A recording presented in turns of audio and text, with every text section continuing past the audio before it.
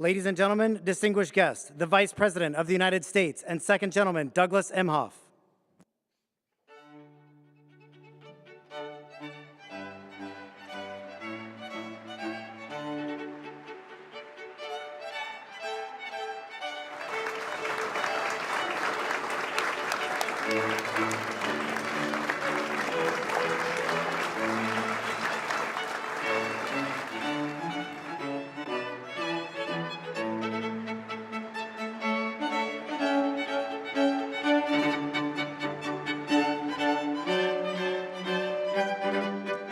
Ladies and gentlemen, distinguished guests, the recipients of the 2023 Presidential Citizens Medal, the Honorable Jocelyn Benson,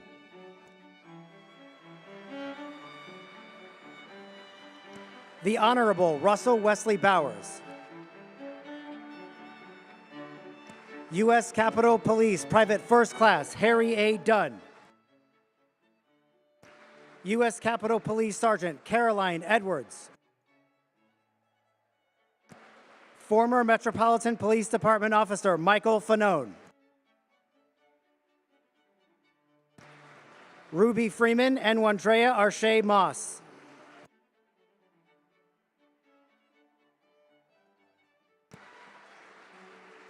U.S. Capitol Police Sergeant Aquilino A. Ganell, U.S. Capitol Police Officer Eugene Goodman, Metropolitan Police Department Officer Daniel Hodges, Dr. Serena Liebengood, accepting on behalf of U.S. Capitol Police Officer Howard C. Liebengood, the Honorable Albert Schmidt, Gladys and Charles Sicknick, accepting on behalf of U.S. Capitol Police Sergeant Brian D. Sicknick,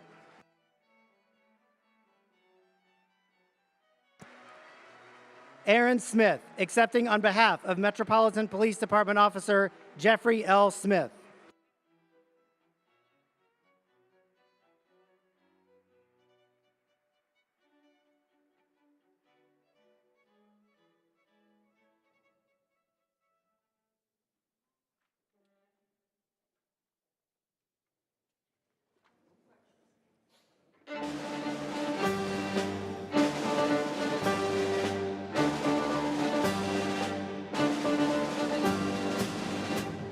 Ladies and gentlemen, distinguished guests, the President of the United States.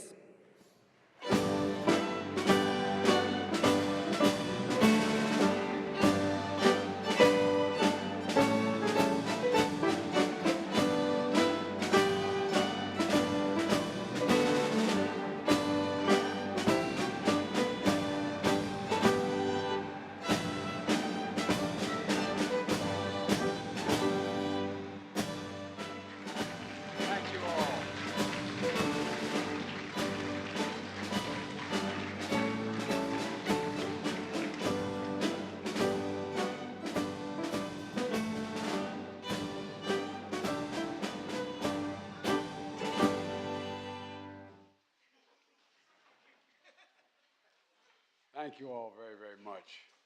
Hi. 2 years ago, on January the 6th, our democracy was attacked. There's no other way of saying it. The U.S. Capitol was breached, which had never happened before in the history of the United States of America, even during the Civil War. A violent mob of insurrectionists assaulted law enforcement, vandalized sacred halls, hunted down elected officials, all for the purpose to attempt to overthrow the will of the people and usurp the peaceful transfer of power. All of it was fueled by lies about the 2020 election. But on this day, 2 years ago, our democracy held because we, the people, as the Constitution refers to us, we, the people, did not flinch. We, the people, endured. We, the people, prevailed. And on this day of remembrance, joined by the Vice President and the Second Gentleman and all of you, we honor a remarkable group of Americans who embodied the best before, during, and after January the 6th, 2021. For the first time in my presidency, I'm bestowing the Presidential Citizens Medal, one of our nation's highest civilian honors. It recognizes, quote, citizens of the United States of America who have performed exemplary deeds of service for their country or their fellow citizens, end of quote. In a few moments, the full citation of their exemplary deeds will be read by a military aide. But this is who these people, these extraordinary Americans are. Heroic law enforcement officers. As Congressman Benny Thompson said, a man of immense character and honor himself eloquently said about these officers, he said, quote, "You held the line that day, and what was on the line was our democracy, and history will remember your names." And history will remember your names. They'll remember your courage. They'll remember your bravery. They'll remember your extraordinary commitments to your fellow Americans. It's not hyperbole. That's a fact. That's a fact. And folks, history also going to remember your instincts to respond, to do something, as you did. And as we all watched, this is the irony of it all America watched it on television and saw it repeated and repeated. In the past months, we've heard you testify to the nation about what happened that day, what you were thinking of at the time it was happening, what you're thinking now, the threats, the violence, the savageness of what happened, the trauma, all real. And it's not exaggeration to say America owes you all. I really mean this. A debt of gratitude, one we can never fully repay unless we live up to what you did. Live up to what you did. And what you did was truly consequential, not a joke. If I can halt for a second and just say to you, the impact, what happened on July the 6th had international repercussions beyond what I think any of you can fully understand. The first meeting I had of what they call the G7, the 7 leading economies in the world, democracies, I sat down. It was in February. It was in England. And I sat next to the President of France, across from the Chancellor from Germany, etc. And I said, America's back. You know what the response was? Not a joke. For how long? For how long? And I just sat there and looked, and I believe it was the Prime Minister of Italy who said, but I can't remember for certain which of the 6 said it. And what would you think, Mr. President, if tomorrow you woke up and you have a headline in the press saying that in the British Parliament, a mob had come down the hall, broken down the doors of the House of Commons. Police officers were killed or died. The place was vandalized in order to overthrow the election of a Speaker of the House, a Prime Minister's election. Think about it. Think about it. What would we think if we heard that news today? Any other leading democracy in the world went through this. So folks, these people and the people representing those who couldn't be here because they gave their lives for this is incredibly consequential. And that's not political talk, that's historical fact.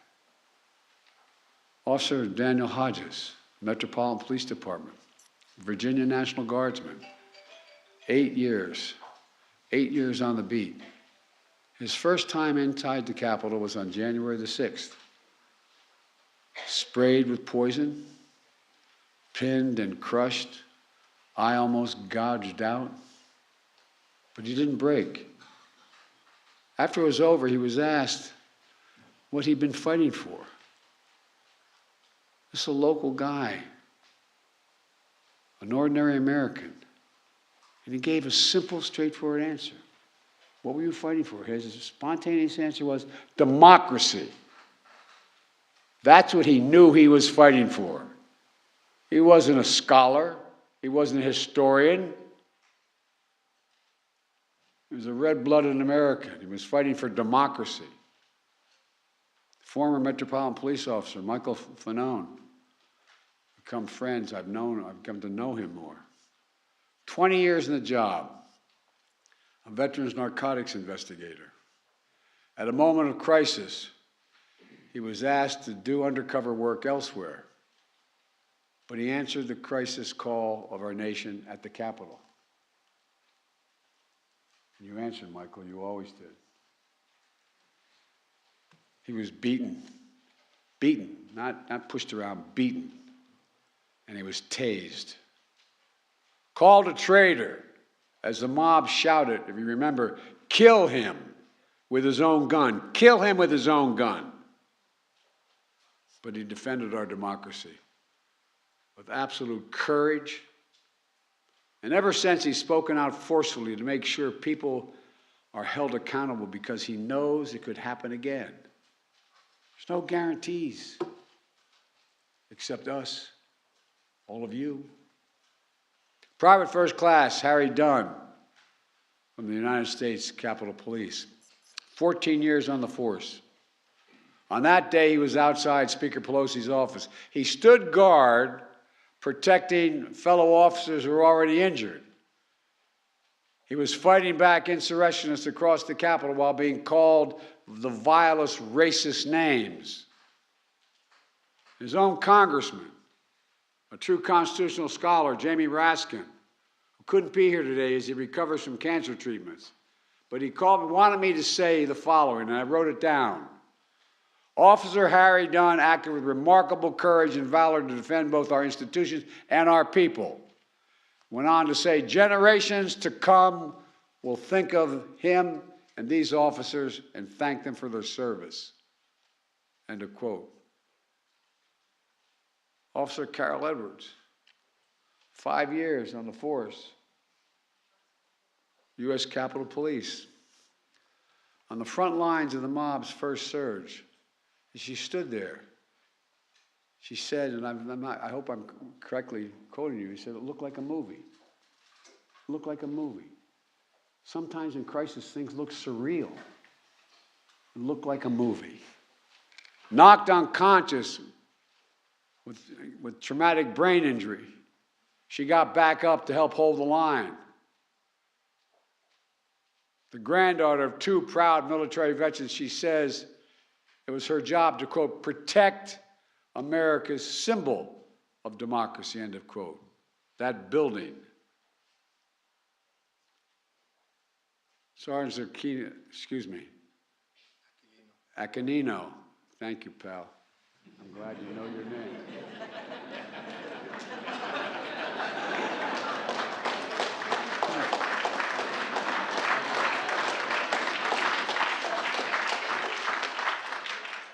He can call me President Biden from now on if he wants.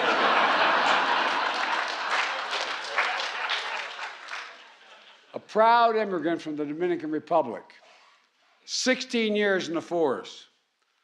Like my son, an Iraqi war veteran with the United States military, the United States Army, who described January 6th as something from a medieval battle, trying to keep insurrectionists from entering the tunnel entrance on the lower West Terrace as he got punched, blinded with a laser, speared with an American flagpole with the American flag on it, the flag he swore to defend. He stood tall in the breach with a deep and abiding love demonstrated for his country. Officer Eugene Goodman, an Army veteran who put himself at risk as a rifle squad leader, conducting combat patrols to identify explosives in Baghdad. He came home. He came home to guard the U.S. Capitol for the last 15 years. On January 6th, he risked his own safety to distract a charging group of insurrectionists. He said his duty is to serve and protect. And he said that day, he was just doing part of it, he was protecting. And he did, he protected. To all of you, I know this honor is bittersweet. On that day, more than 140 law enforcement officials suffered physical injuries. and untold numbers are suffering from psychological toll of that day as well. PSD doesn't also only occur in a military battlefield. Others are gone forever. And I said earlier, if I can hold a minute here, I said earlier, you know, for those who lost someone on that day, they're proud as the devil that their kin are being honored. But boy, is it hard. I know how proud I am when my son Bo is honored on the anniversary of his death as a consequence of burn pits in Iraq. But it brings everything back like it happened that moment. So to all the families here, all the families who have lost someone, my heart aches for you, and I want to thank you for having the courage to be here today so the rest of America can know what your kin did, including Capitol Police Officer Brian Sicknick, who will be receiving this medal posthumously. A veteran of the New Jersey Air National Guard, 13 years in the Capitol Police Force as an officer. He lost his life after protecting the citadel of democracy. We're joined by his family today, whom my wife Jill and I met when we paid our respects at the Capitol Rotunda 2 years ago. I know you're proud of the honor being bestowed on Brian, but I also know this difficult moment, because it brings back everything as if it happened this very day. But thank you for being here. And thank you for letting us remember Brian. Thank you. Capitol Police Officer Howard Liebengood is receiving this medal posthumously. Howard's dad was a good friend of mine. I served with his dad. His dad was Sergeant at Arms in the United States Senate, Chief of Staff for Republican senators. We were genuinely friends. Officer Liebengood patrolled the grounds outside the Senate office building on January 6th. He worked nearly nonstop in the days that followed, and he lost his life after protecting the democratic institutions he learned to revere growing up. His family, his widow Serena, they're here today. Serena has honored Howard's memory by advocating for, quote, positive change on mental health issues for his fellow law enforcement officers and other reforms. Help them cope with the crises they encounter. Metropolitan Police Officer, Department Officer Jeffrey Smith will be receiving this medal posthumously as well. He was part of the first line of officers who entered when the Capitol was breached, assaulted many times, the last time with a metal pipe. After his death, his widow, Erin, along with many others, worked tirelessly to pass in the Congress the Public Safety Officers Support Act, which I signed into law last summer. The law recognizes death by silent injury like Officer Smith's and Officer Liebengood, so future families of public safety officers who die in the wake of traumatic circumstances will get the benefits they deserve. It's long overdue. Today is a ceremony to honor heroes of January 6th. We also recognize the late U.S. Capitol Police Officer Billy Evans. His family's with us today. 3 months after January 6th, while they're still cordoning off the Capitol because threats by these sick insurrectionists continued to be profligated on the internet. Again, all America saw what happened. What Officer Evans was killed defending the checkpoint he'd had to go through to get up to the Capitol because of these god-awful sick threats that continue to move forward. And the whole world saw it. It's just hard to believe. It's hard to believe it could happen here in America. When I was a 29-year-old kid, got elected to the Senate, came down here to be sworn in after I was 30. The idea that if you told me that I could hear my own voice, I would be amazed.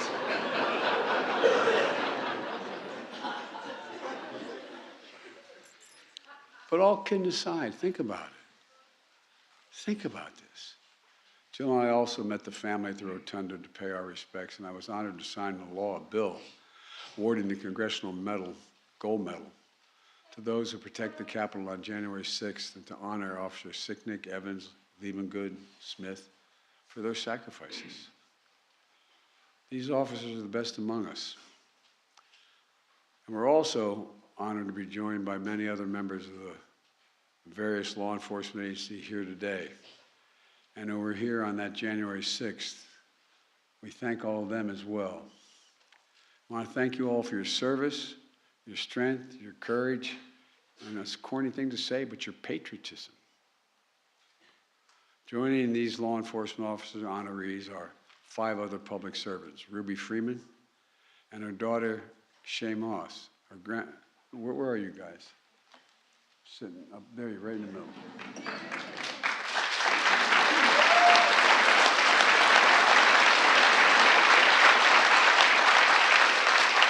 They were election workers from Atlanta, Georgia.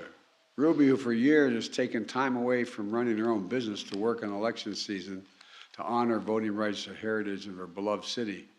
Her daughter, Shay, who learned from her grandma how older generations of her family fought so hard to even get the right to vote. So Shay decided to become a full-time election worker to help the elderly, the disabled, the students exercise their fundamental right to vote. Both of them were just doing their jobs until they were targeted and threatened by the same predators and peddlers of lies that would fuel the insurrection. They were literally forced from their homes, facing despicable racist taunts. But despite it all, Ruby Freeman and Shay Moss found the courage to testify openly and honestly to the whole country and the world about their experience, to set the record straight about the lies and defend the integrity of our elections. Ruby and Shay, you don't deserve what happened to you, but you do deserve the nation's eternal thanks for showing the dignity and grace of we, the people. Presumptuous of me, but I'm so proud of you both. So proud of you both. Albert Schmidt, a former Republican city commissioner in Philadelphia, who spent a decade overseeing nonpartisan counting of votes. But like so many other local election workers, in 2020, he was harassed and threatened as he did his job faithfully. He did not bend. He did not bow. He did not yield to the political threats and pressure. And he's so trusted by both political parties that the new Democratic governor of Pennsylvania, Josh Shapiro, appointed him as Pennsylvania's Secretary of State, a Republican, to ensure that the integrity of the elections. That's a high compliment.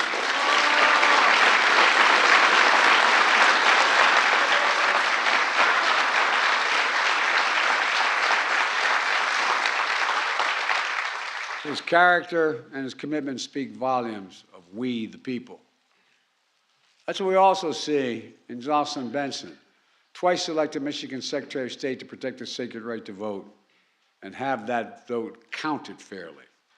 That's what she did in 2020, when she oversaw a record number of Michiganders turn out to vote in that election, only to find an armed mob outside of her home on Christmas Eve, when she and her son were decorating their Christmas tree inside. But she refused to back down. She'd done her duty. She'd kept her oath.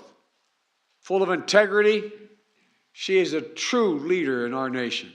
And thank you, thank you, thank you for what you've done. I mean it.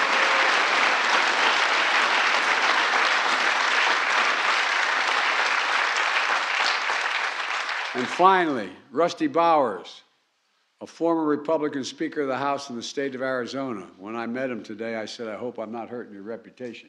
Where are you, Rusty? See, he's hiding behind you. He's able to do that.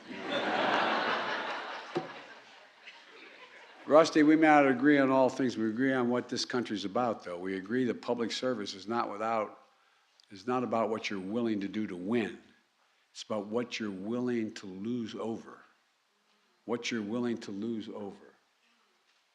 Rusty put his obligation to the Constitution and his country ahead of everything when he refused intense political pressure to decertify the 2020 election results. His courage is probably the reason why he's lost his primary last year. Rusty, you're an example, is a demonstration to every young man and woman thinking about entering politics about what integrity is all about. I'm not exaggerating. Thank you for your integrity and your honor.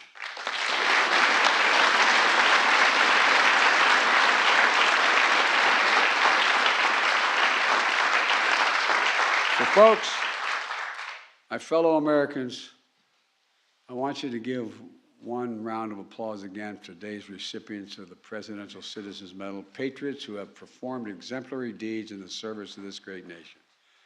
And let me close with this.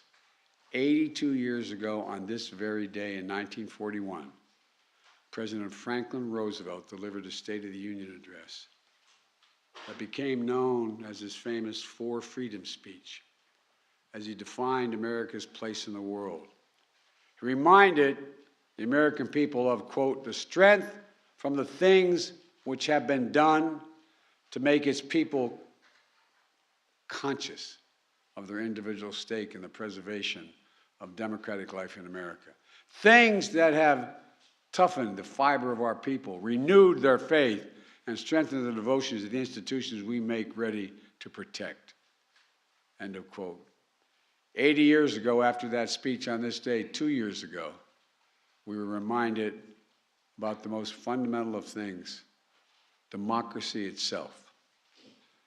As I've said before, we face an inflection point in our nation's history. On January 6th is a reminder that there's nothing guaranteed about our democracy.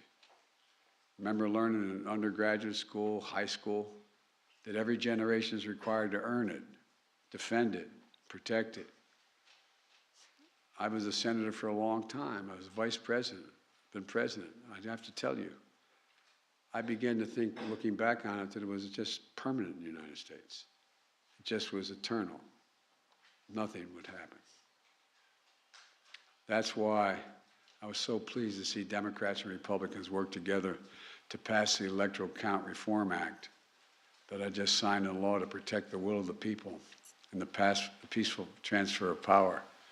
And defending and protecting our democracy also means that despite our differences of opinion, we must say clearly, with a united voice, that there's no place, none, zero place in America for voter intimidation, zero, never, and political violence.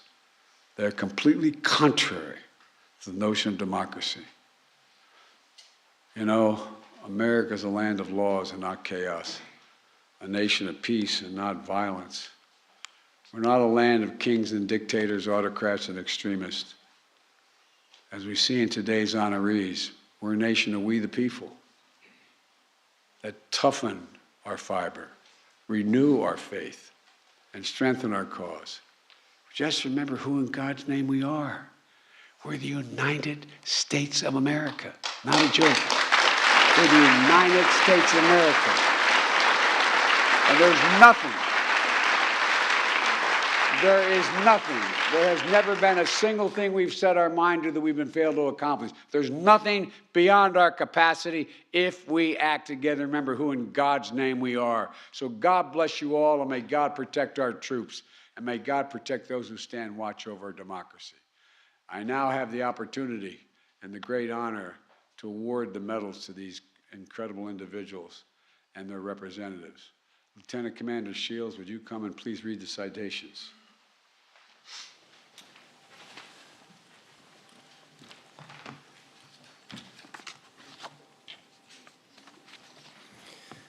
The Presidential Citizens Medal recipients: Jocelyn Benson.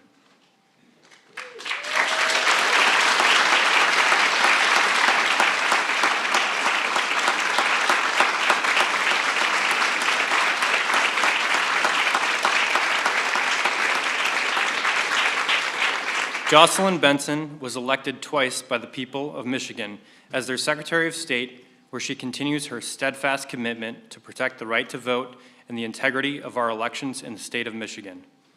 In 2020, she administered an election with record turnout and certified the results in the face of unprecedented pressure and threats, including armed protesters outside her home. We, the people, honor the undaunted and unflinching Michigan Secretary of State, Jocelyn Benson, who continues her exemplary public service to advance free and fair elections in our nation.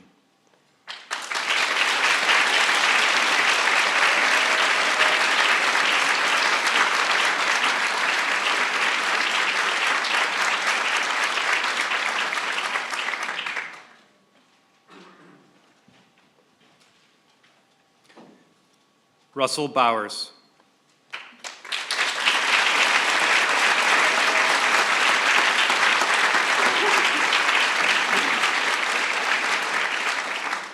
An artist, rancher, and fourth-generation Arizonan, Rusty Bowers represented the people of Arizona for almost 2 decades, rising to become Speaker of the House.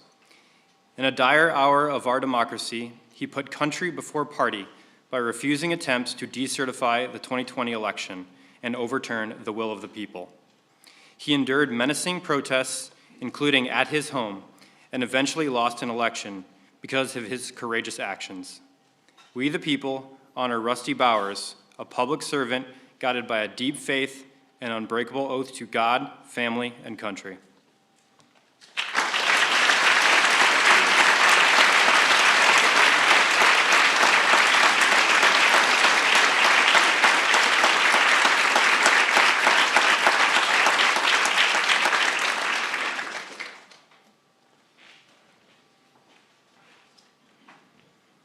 Harry Dunn.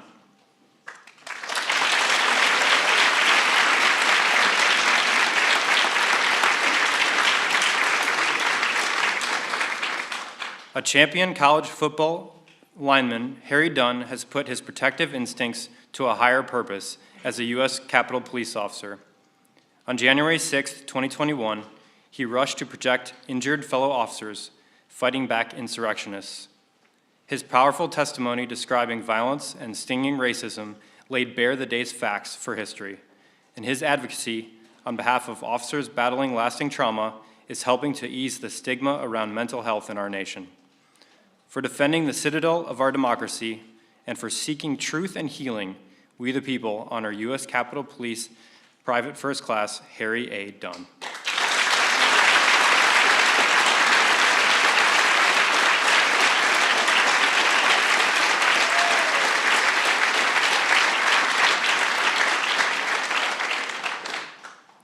Caroline Edwards.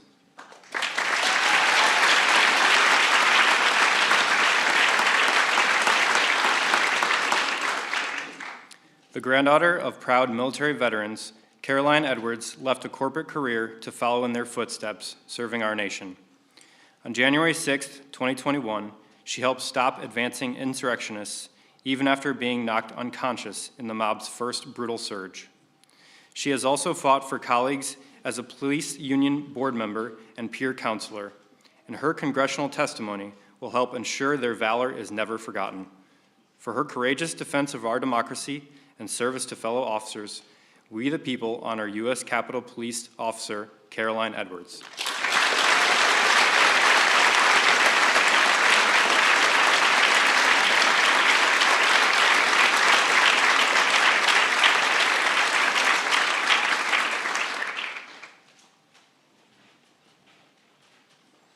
Michael Fanone.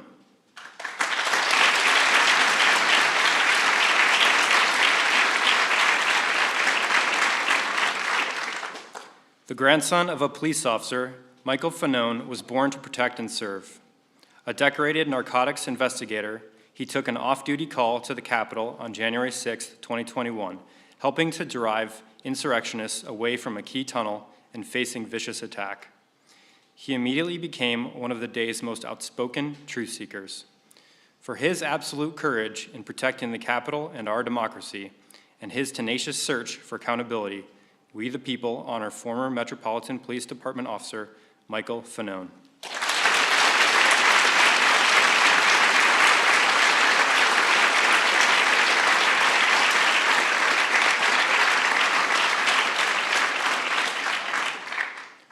Ruby Freeman.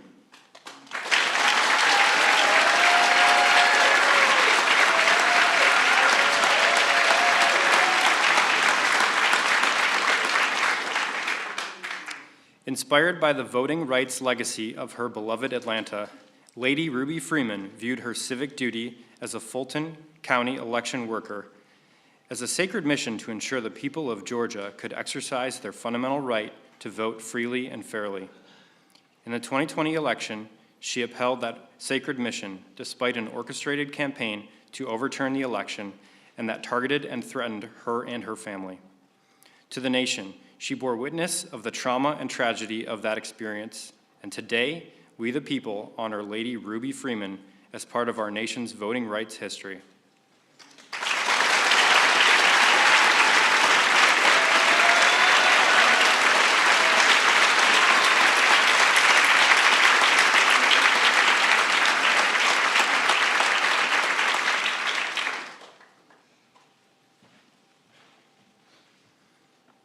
Aquilino Ganell.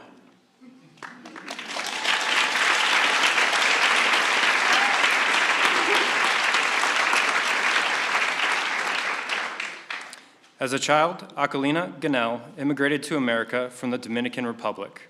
He became the first in his family to graduate college, serving in the U.S. Army and then in the U.S. Capitol Police. On January 6, 2021, he courageously stood firm at the doors of the Capitol as insurrectionists stormed the entrance, sustaining serious injuries as he protected members of Congress and defended our democracy. He later testified publicly to ensure our nation and history never forget. For patriotism that puts love of country before self, we the people honor U.S. Capitol Police Sergeant Aquilino A. Ganell.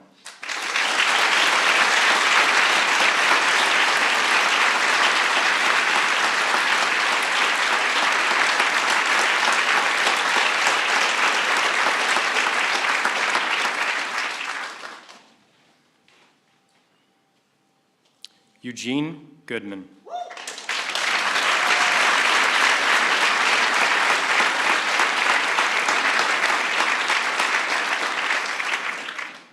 An Army combat veteran and a U.S. Capitol Police officer, Eugene Goodman embodies fearless public service. In the breach on January 6, 2021, he made himself a target to divert insurrectionists away from the Senate chamber, enabling the former vice president, lawmakers, and staff to escape safely. In the face of a clear and present danger, he did his duty and he did not flinch. For his valor and for ensuring the constitutional order, we the people honor U.S. Capitol Police Officer Eugene Goodman.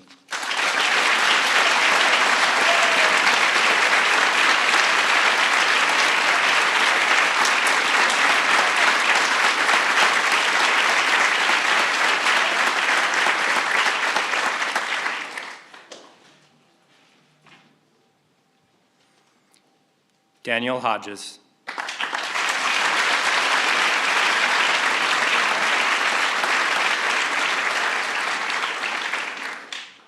A Virginia National Guardsman and Metropolitan Police Department officer, Daniel Hodges has dedicated his life to serving his community and our nation. On January 6, 2021, he fought to push surging insurrectionists away from a key tunnel into the Capitol, returning to the line even after being brutally crushed and beaten. His courageous testimony will help ensure that we never forget or let such an attack happen again. For his heroism and unwavering commitment to the truth, we the people honor Metropolitan Police Department Officer Daniel Hodges.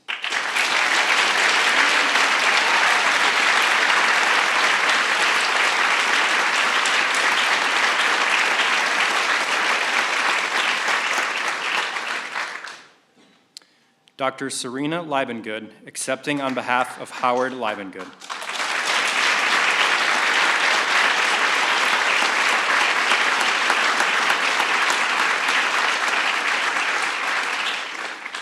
The proud son of a U.S. Senate Sergeant-at-Arms, Howard Liebengood left a career as a champion race car driver to follow in his late father's footsteps, protecting the democratic institutions they both revered.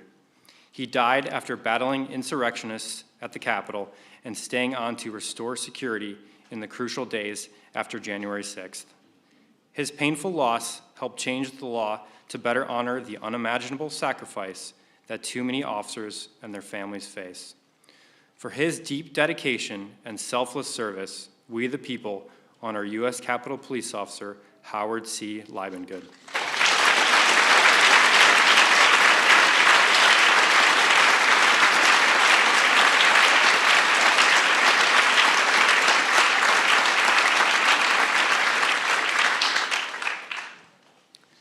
Wandrea Arshay Moss.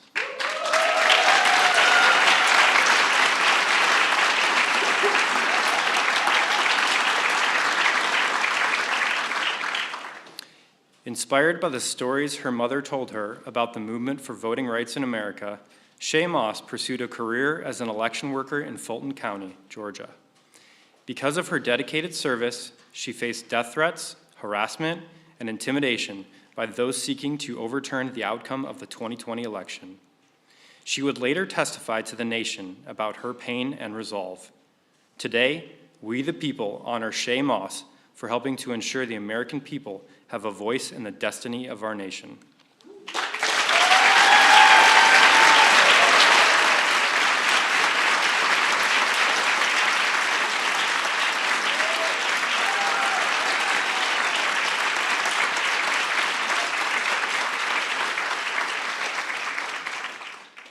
Albert Schmidt.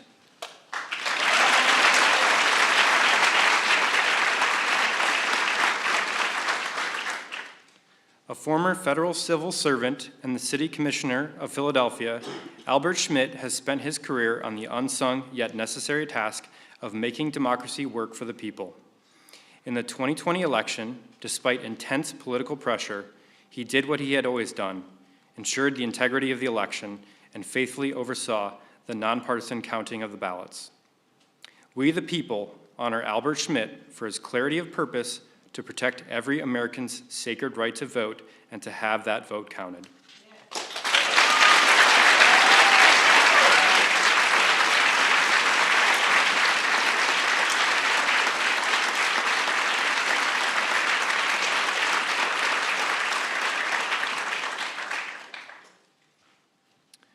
Charles and Gladys Sicknick, accepting on behalf of Brian D. Sicknick.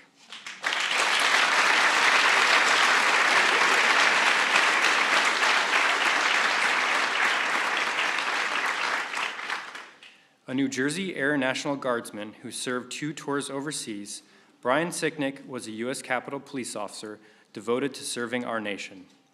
For over a decade, he guarded the Capitol, including on January 6, 2021. He lost his life protecting our elected representatives, upholding the will of the American people, and defending our Constitution. His heroism, courage, and character set an example for generations of Americans to come and will never be forgotten. For his service and his ultimate sacrifice, we the people honor U.S. Capitol Police Officer Brian D. Sicknick.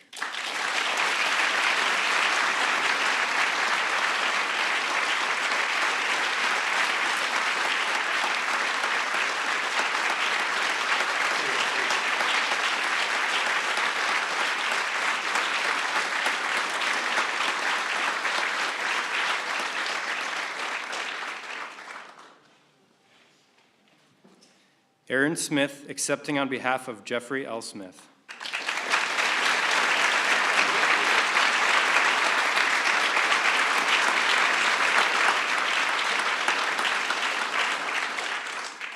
A 12-year veteran of the Metropolitan Police Department, Officer Jeffrey Smith dedicated his life to public service. On January 6, 2021, as he fought the violent mob, Officer Smith sustained devastating head injuries from multiple assaults inside and outside the Capitol. He died after protecting Congress, guarding the Capitol, and preserving our democracy. His passing sparked changes in the law that honor the silent injuries of our fallen officers. For his extraordinary heroism, pure courage, and unwavering devotion to the nation, we the people honor Metropolitan Police Department Officer Jeffrey L. Smith.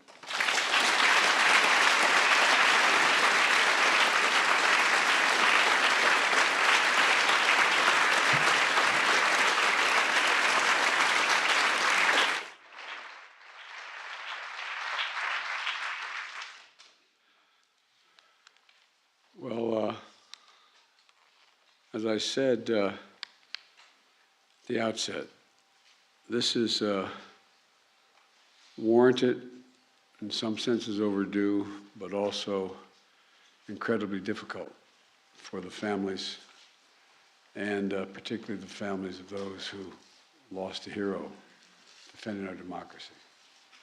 And, but I tell you, people who will go through, unfortunately, similar losses are going to look at y'all and say, that's the grace and dignity that I want to display. So really, thank you. Thank you, thank you, thank you. I want to thank you again for your service and sacrifice, and may God bless your families. May God protect our troops. Thank you all very much.